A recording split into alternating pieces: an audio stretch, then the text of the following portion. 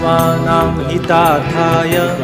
चक्रं धारयते हरिः पीताम्बरो परब्रह्म वनमाली गदाधरः